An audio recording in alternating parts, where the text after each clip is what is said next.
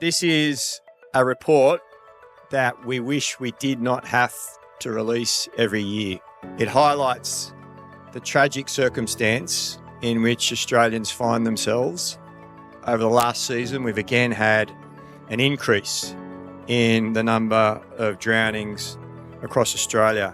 323 or so families affected by drowning this year, let alone critical injuries, other injuries across the nation. But it is of fundamental importance in terms of when we look to the positives of how do we thrive around water, how do we have opportunities to celebrate.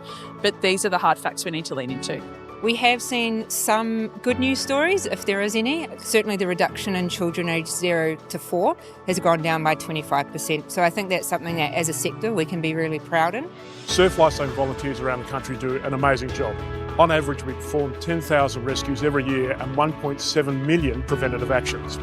But the demands on our volunteers are increasing, and every summer we see more challenges. Well, tragically, of the 323 people who drowned around the country, 46% of those occurred in coastal locations.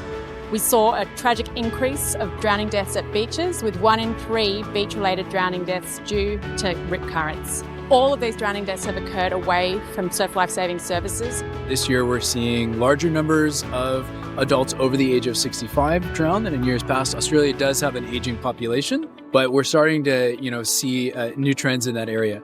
25% of people who drowned were born overseas.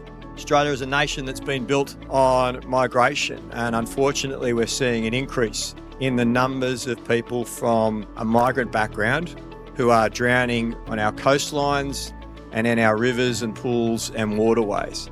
I think that there are lessons for government and there's work for us to do in these areas to target programs to try and increase the incidence of swimming and water safety awareness and competence in these groups and to ensure that we can reduce those numbers over time.